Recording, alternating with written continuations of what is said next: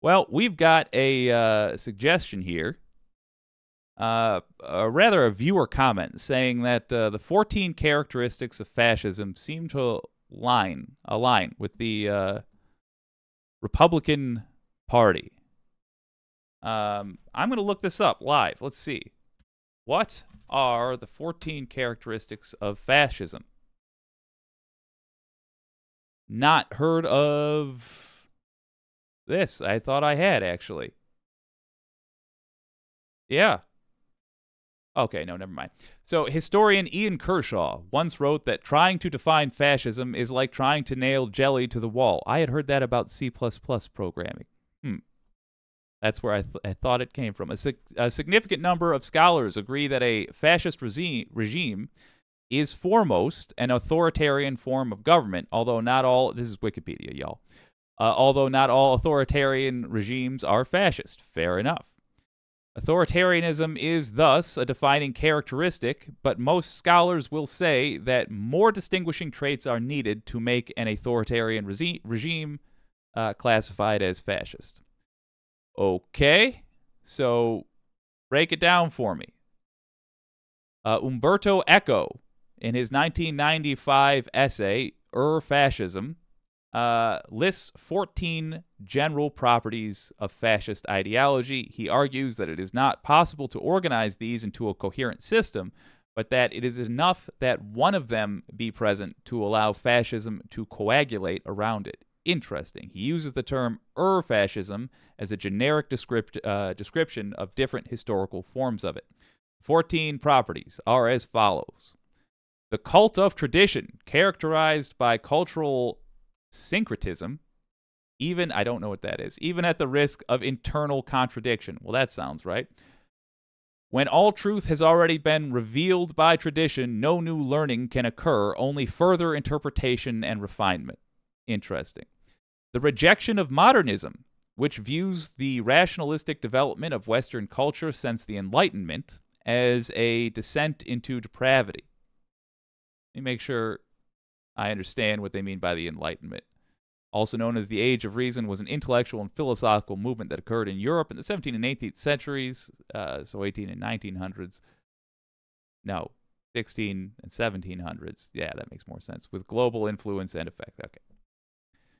I am not a historian, even though I love documentaries about Napoleon. The cult of action for action's sake, number 3, which dictates that action is of value in itself and should be taken without intellectual reflection. Oh, yeah, that's sounding real familiar. This, says Eco, is connected with anti-intellectualism and irrationalism, and often manifests in attacks on modern culture and science. Disagreement is treason. Fascism devalues intellectual discourse and critical reasoning as barriers to action, as well as, all right, you need to hear this underlined. Fascism devalues intellectual discourse. What we're attempting, sorry, your dance partner here's got 2 left feet, but nonetheless, it's an honest attempt, and critical reasoning as barriers to action, as well as out of fear that such analysis will expose the contradictions embodied in synchronistic faith. Fear of difference, number 5, which fascism seeks to exploit and exacerbate. Anti-trans panic, anyone? By the way, disagreement is treason. If y'all were around during the Iraq War. Yeah. Fear of difference, which fascism seeks to exploit and exacerbate, often in the form of racism or an appeal against foreigners and immigrants. This was written in 1995.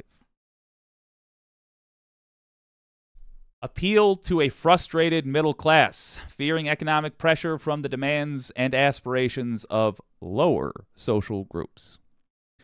Obsession with a plot and the hyping up of an enemy threat. The Great Storm, anyone? When's that coming?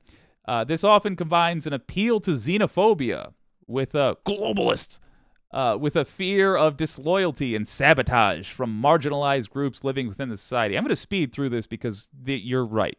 Jesus Christ, you're right. Fascist societies rhetorically cast their enemies as, at the same time, too strong and too weak. On the other hand, fascists play up the power of certain disfavored elites to encourage their followers a sense of grievance and humiliation. George Soros, anyone? Is that a disfavored elite? Yeah, I think so. On the other hand, fascist leaders point... By the way, Soros should not have the influence he has. I'm going to surprise you there. He shouldn't. But neither should the remaining Koch brother. Neither should any of these overpaid jackasses. On the other hand, fascist leaders point to the decadence of those elites as proof of their ultimate feebleness in the face of an overwhelming popular will. Pacifism is trafficking with the enemy. Number 9, because life is permanent warfare. There must always be an enemy to fight.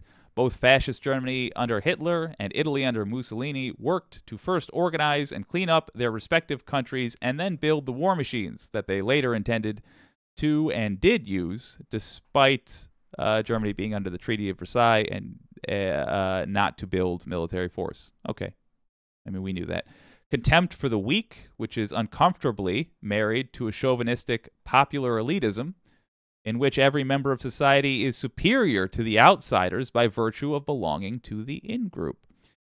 11, we're almost there. Everybody is educated to become a hero, which leads to the embrace of a cult of death. As Eco observes, the fascist hero is impatient to die. In his impatience, he more frequently sends other people to death. Machismo, which sublimates the difficult work of permanent war and heroism into the sexual sphere. Fascists hold both a disdain for women, what did we just talk about, and intolerance and condemnation of non-standard sexual habits, homosexuals. From chastity to homosexuality. Selective populism. The people, conceived monolithically, have a common will, distinct from and superior to the viewpoint of any individual. As no mass of people can ever be truly unanimous, the leader holds himself as the interpreter of the popular will, though truly he dictates it. Trump. And finally, 14. Newspeak. Fascism employs and promotes an impoverished vocabulary in order to limit critical reasoning. That is one of the best suggestions I have ever heard. Yes, that is basically what the Republican Party is all about. That's certainly what it was inching towards over my lifetime, from when we got Newt Gingrich appearing, rearing his filthy head in politics till now. And that's,